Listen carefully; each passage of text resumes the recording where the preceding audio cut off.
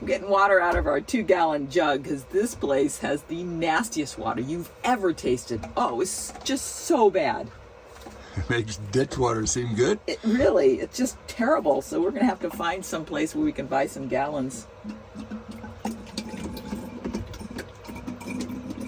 Or we could take it out of our tank. That's probably better. Our son bought me this screen. It's a monitor. Look how skinny it is. It weighs almost nothing. Our Zopa is the name. And it plugs in, acts as a second monitor. And I'm giving it a try. I like it so far. It's got the right aspect ratio. That's cool. I can tell John's getting anxious to go for a ride. I better stop working and get out there. It's warming up nicely here in Tucson. So John, where are we going? Oh, to the El Rio Preserve. And that's all on bike trails, right? All bike trails. And it's 20 miles one way. Okay, so it should be a long day and we'll see how the batteries do. Did you bring the sandwiches? I have the sandwiches. Excellent.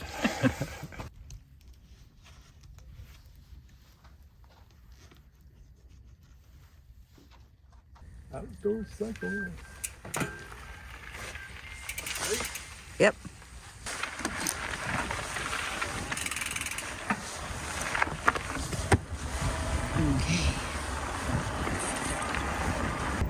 It is a beautiful day, and last time we were here, we saw javelina down here in the riverbed. Here we go.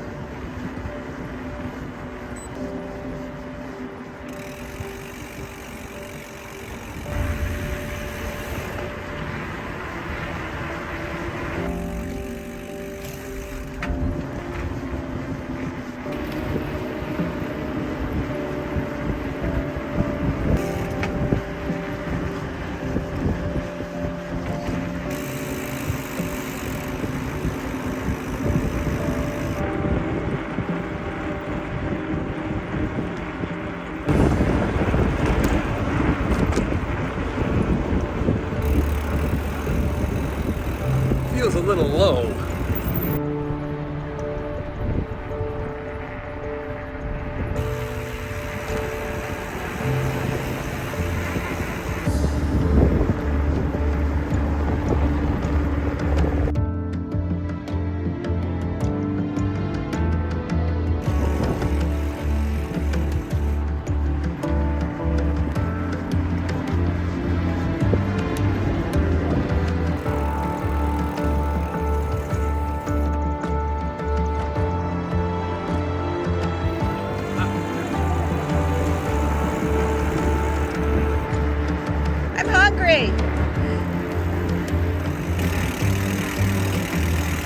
Should we stop here and eat?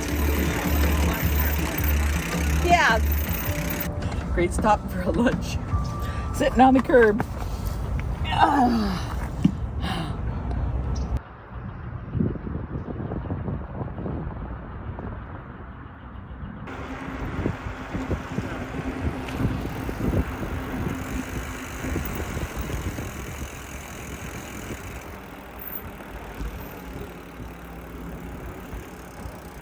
So the bike lane suddenly closed for construction and they gave you no information about how to get around the detour.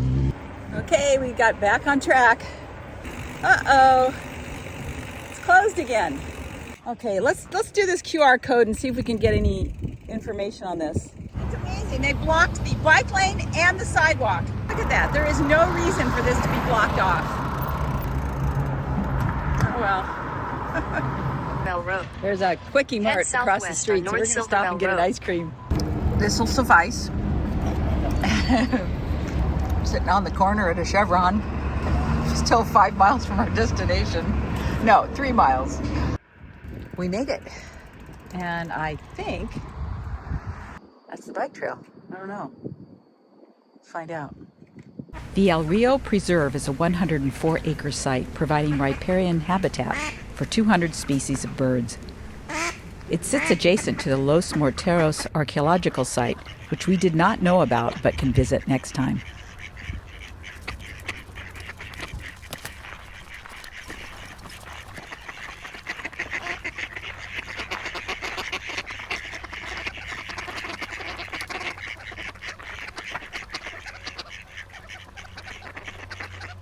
20 miles back, and I still have tons of power.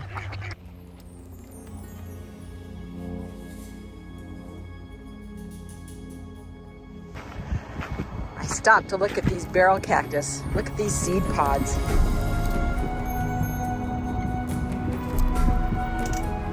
Those are cool.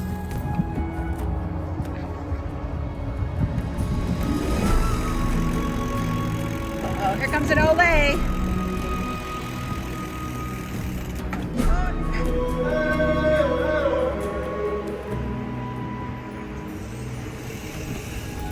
So all the way back, it's basically on the road, but they're nice bike lanes here. Hooray! The bike path starts again. How cool is that? Do you think they're here permanently?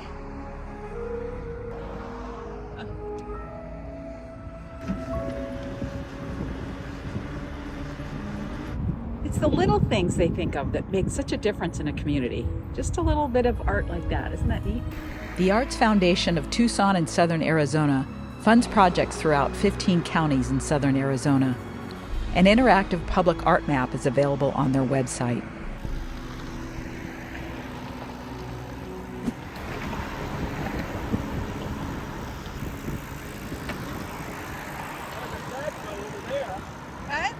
This town cares about art. You can see on each corner there's a piece. It's that one. Somebody reading a book. Okay. Oh, John wants something to drink, so we're gonna go over here to the subway. This is a tight fit in here. Oh boy. Wow.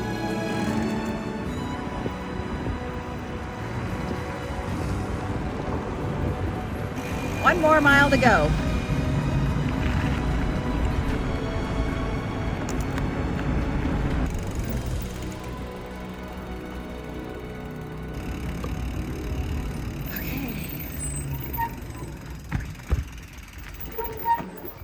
Okay, 37.68 miles.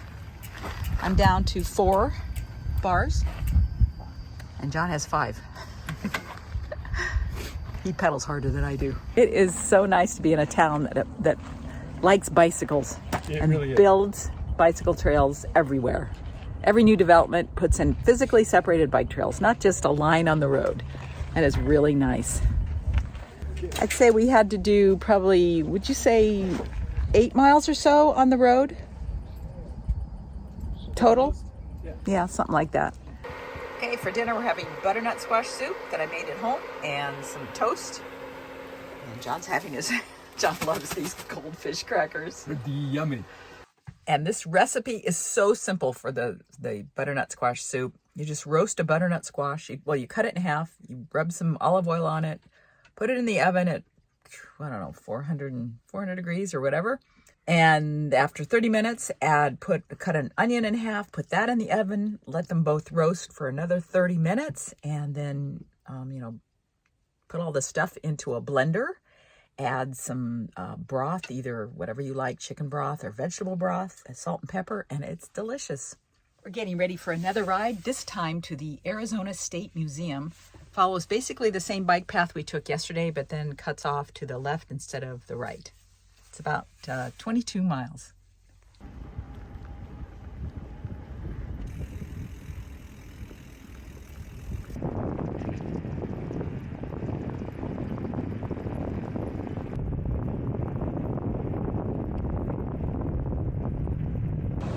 We refueled at Taco Bell and now on to the museum. That's quite a driving range.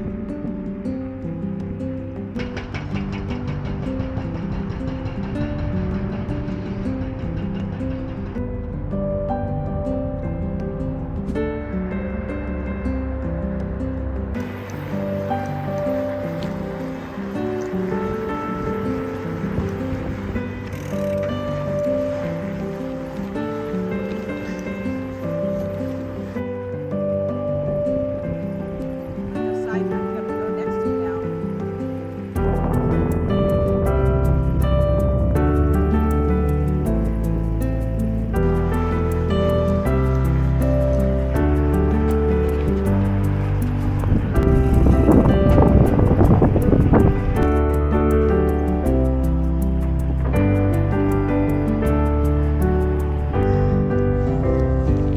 to admire the art and the plants that are growing out of it.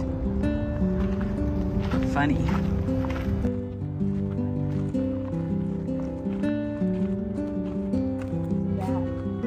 Oh, here's a bat. Yeah, the butterfly.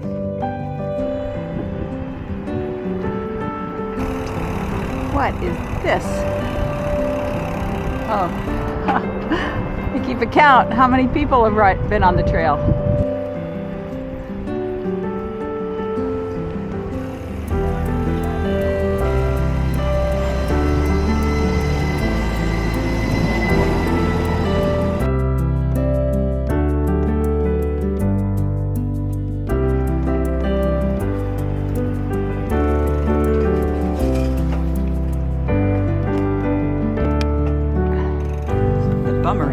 Bike racks are in the back of the building.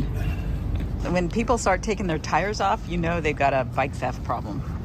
So we're hoping they'll be there when we get back. Look at this jewelry. Amazing. The Arizona State Museum was established in 1893 when Arizona was still a territory. 1893 was also the year of the Chicago World's Fair and the founding of the Field Museum in Chicago. It was the beginning of a golden era for museums.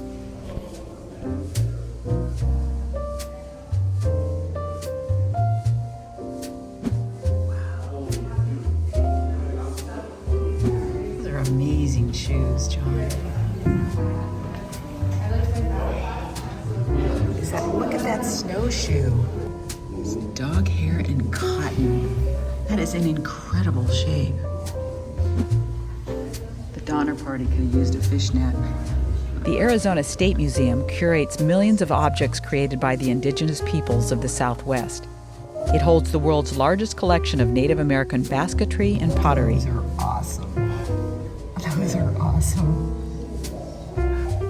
The museum's collection includes maps, books, photographic prints, sound recordings, films, documents, 35,000 basketry and fiber specimens, and 20,000 whole ceramic vessels, including a 12-piece dinner set commissioned by Ansel Adams.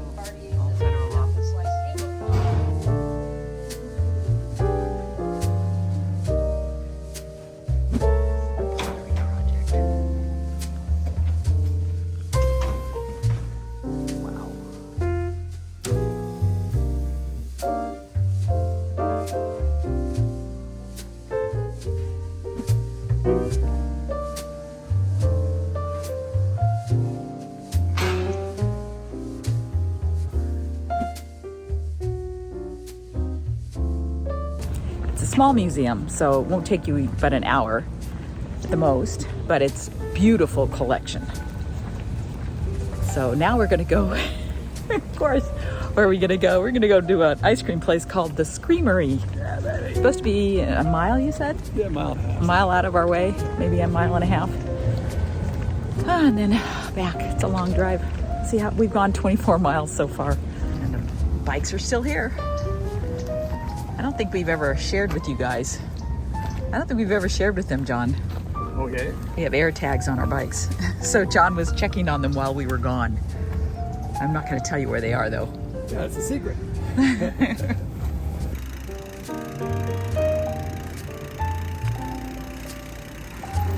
you know how to get there? Oh, you want me to put it on mine? Oh, okay. Okay, well, how big are your scoops? They're pretty tiny. Yeah, whatever size.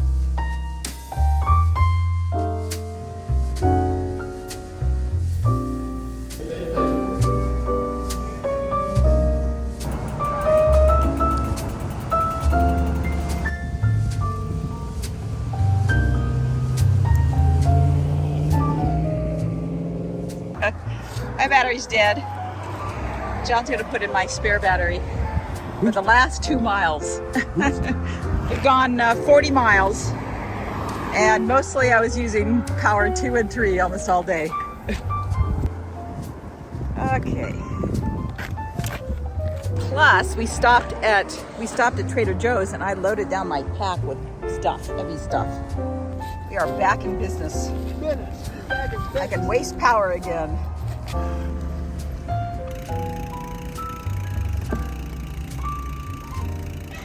Okay.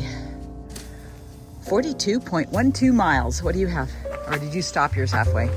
Well, Well, that was a good ride, but on the way back we took surface roads because it cut off 5 miles. 42. It's 18 same. and 24. Same. And a lot of traffic out there this time of day. Thank God we're going Yes. with the sun at our backs. Yeah, not so in our people could faces. see us. Drivers never would have seen us. Yep. Okay, we get the food put away. It's supposed to be 10 degrees cooler tomorrow. Oh, we left those lights on. And so, probably not going to ride except around here maybe. Just do some easy stuff because I got a lot of work to do. Let's close that up. And it's going to be, quite a bit colder for the rest of the week. Look at that. That is pretty.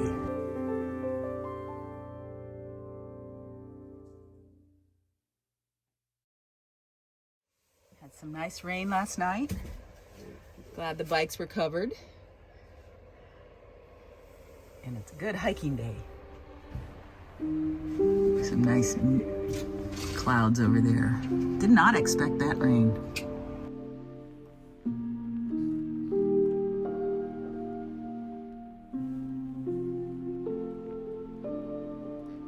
My rear end's getting tired, John. Let's go for a little hike around here. Maybe the 1 mile bridle trail. Does that sound good?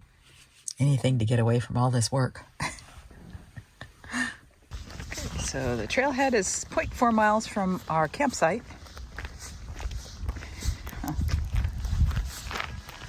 This is the western soapberry tree. I'm guessing they made soap out of it. The Romero Ruins is a 15-acre site that was once one of several large Hohokam villages in the Tucson Basin. It is believed that up to 200 Hohokam lived here at the peak of the settlement around 8900.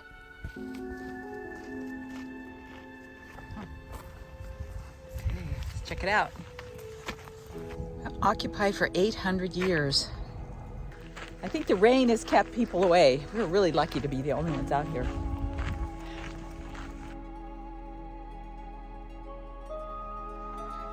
In 1990, archaeologists exposed this rock wall, and they estimate it was 5 feet high. About 400 years after the Hohokam left, the Romero family made the site their home and built structures right on top of the settlement. Now that was left over from Romero's ranch, John. Built before 1850. That one has been partially restored, but this one has not.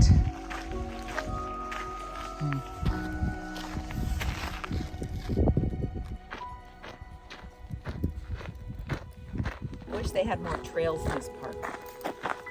There's a YouTube channel that we like to watch. It's called Below the Plains. And this guy, I don't know if he's I think he is formally an archaeologist, I don't know, but he digs up old outhouse pits and uncovers all kinds of interesting bottles from the late 19th, early 20th century. And it's mostly he mostly seems to work in the Dakotas. It covered almost exactly 1 acre. This mound was the trash heap of the community, and they've excavated, I guess, at least part of it. And it's interesting how much information you can get from trash. It says that there are 7 large trash mounds and numerous smaller ones. Hohokam ball courts.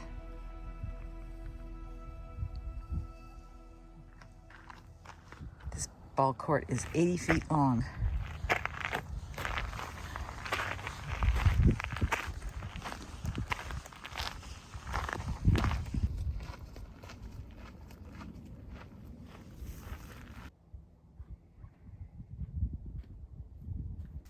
It was 1.6 miles.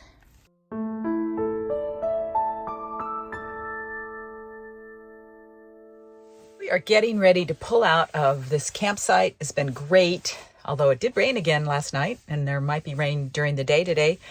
John wants to go see the San Xavier Blanco mission. I completely butchered that name. It's San Xavier del Bac mission. And then we're going to head toward Yuma because it's going to be 10 degrees colder tonight. So it might get down to freezing, and it's going to be 10 degrees warmer in Yuma. But first, we're going to stop and get some supplies, some fresh water that doesn't taste skanky, and hit the road. Someone asked me if we leave the bikes covered when we're driving, and no, but we do put it on at night for instances like last night when it rained. But generally we don't get much rain out here, so we don't really worry about it.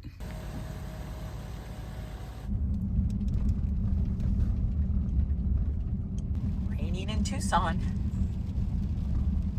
We're on Interstate 19 now, which is the only interstate in the U.S. that's on the metric system.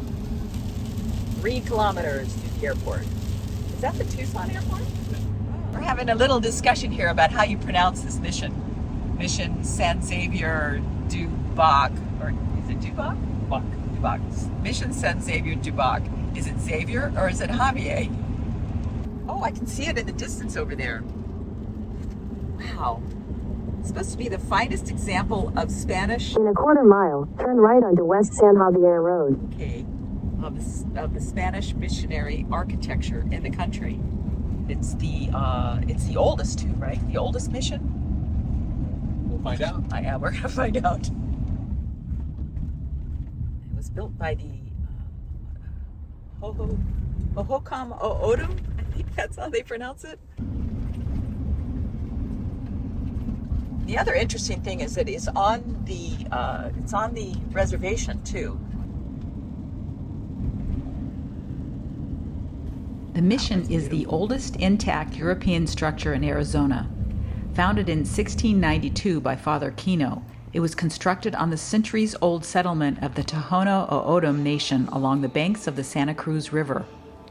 The original church was razed during the Apache raid in 1770. The mission that survives today was built between 1783 and 1797.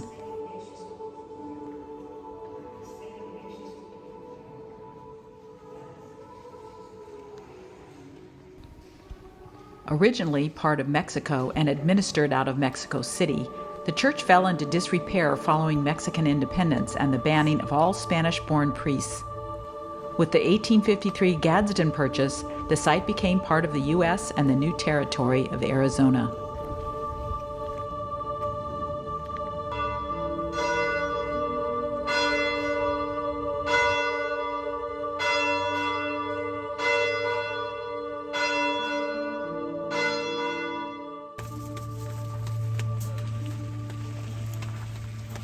Indian taco.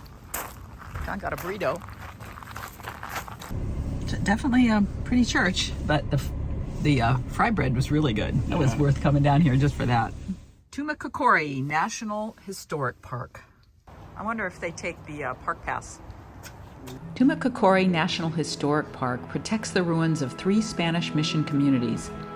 The site was on the route of the 1775 to 76 Juan Bautista de Anza expedition.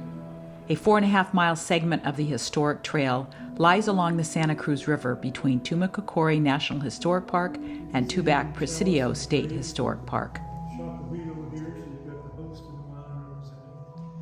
The mission was established in 1691 by Father Kino and is the oldest Jesuit mission site in southern Arizona. By 1848, the mission was abandoned and falling into disrepair. It became part of the Arizona Territory thanks to the Gadsden Purchase. Restoration efforts began in 1908 after it was declared a national monument by President Theodore Roosevelt. Wow, those are long boots. Okay, we now know how it's pronounced. It's pronounced Tumacacori. We had a kind of a private tour, one of the volunteers here, and learned a lot. Unbelievable. Yeah, that was really good. Tonight's sunset is from the Desert Diamond Casino. We were too tired to drive all the way to Yuma. So we got a nice free spot here.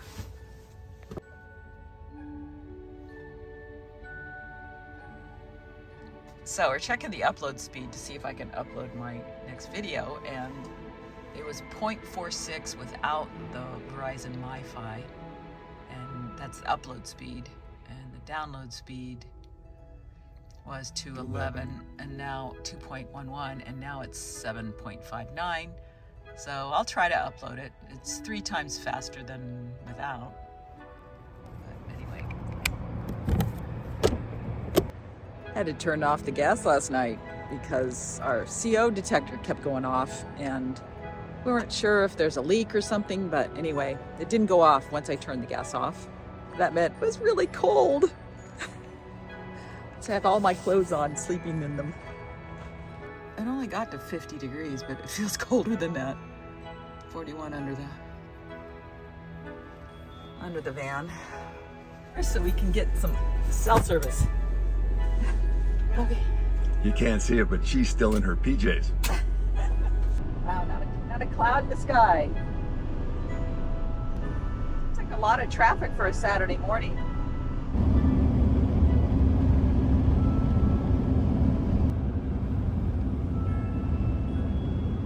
Well, we made it to Yuma, and we're hoping that there's enough time for us to do one more stop on this trip, and that's to the center of the world. Don't know how they got designated the center of the world, but we'll find out. Choo-choo train. Welcome to California. There you go. Pacific time, so we gained an hour. We might make it in time to see this place. Oh, there it is, town of Felicity. Turn left onto Center of the World Drive, frontage road. Have you ever heard of Felicity before?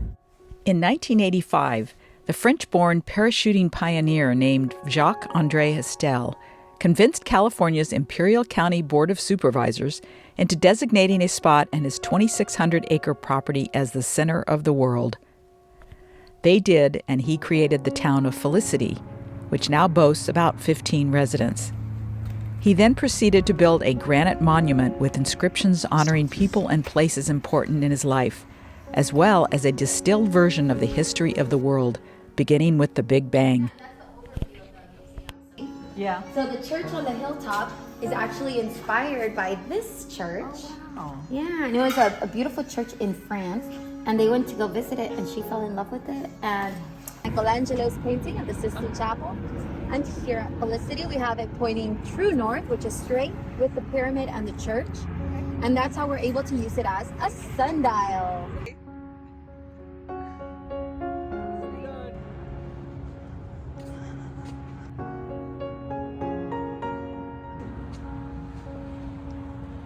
Money to do this, you know?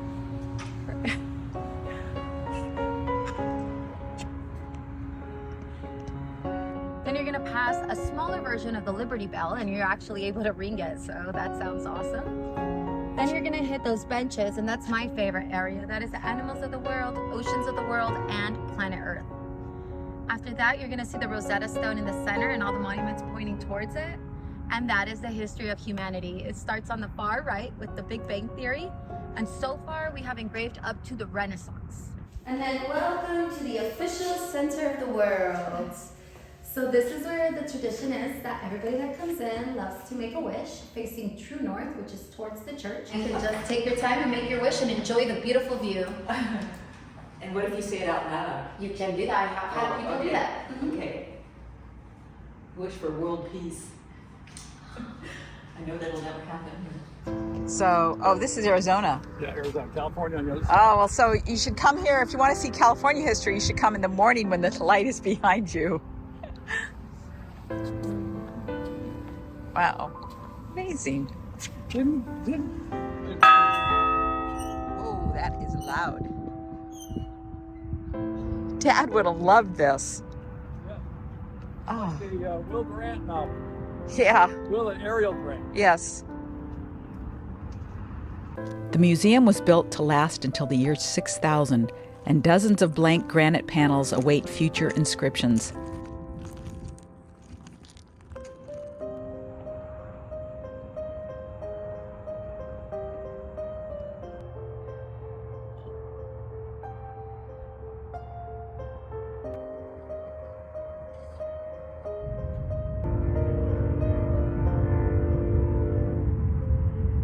Goes an osprey.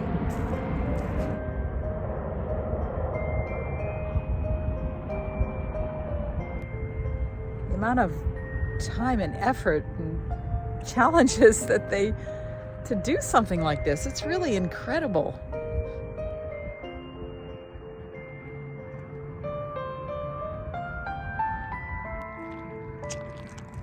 Amazing.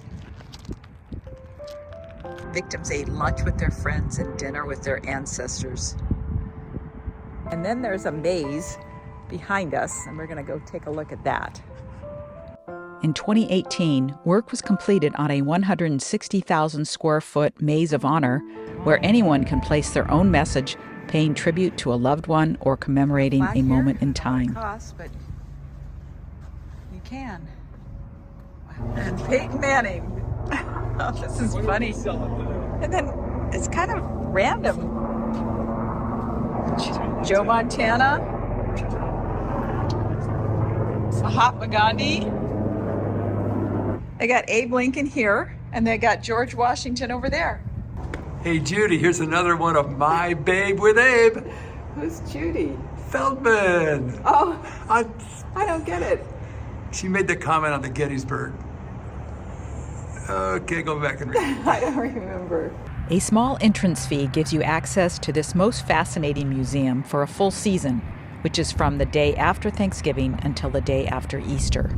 It would take multiple visits to read all the panels, but with the sun setting, we'll make a quick exit to find a dispersed camping spot nearby. Yeah, the BLM down here in this part of California has got their heads up their rears, because if you want to disperse camp, and I don't have a problem with paying, but you have to get a 2-week permit and it's $40. And it's like, but I only want one night. And so we tried to go to a BLM campground where they have, a host and everything. She says, oh, no, you can't stay here for one night. It's like, why won't they take a few bucks from somebody who just wants to stay one night? So that, it's just weird. She said, oh, no, but go across the street. It's free. So, you try to do the right thing, but BLM, what is your problem?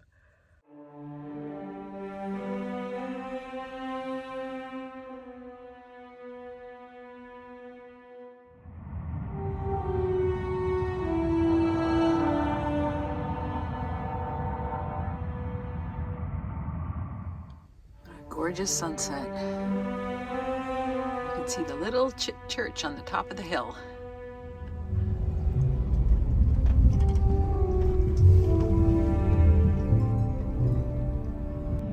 It was a good spot. We did hear the train a few times, but it's not that loud, especially when you got your windows closed. And it was free. And I just had a comment from someone who saw us as we were merging. Well, we were coming up from Tucson. And they saw us as I guess we pulled in front of them on the freeway. I was polite. I hope so. Anyway, it's a shout out to you guys. Okay, a final count of all the new things we did on this trip. And I'm not counting eating ice cream because we do that anyway. So we have 8 things that we did. So I don't think it'll be a problem at all getting to 70 in just a matter of months. We may still be boring, but at least we had a good time doing it. Be new boring. New boring? What does that mean? Not old boring, it's new boring.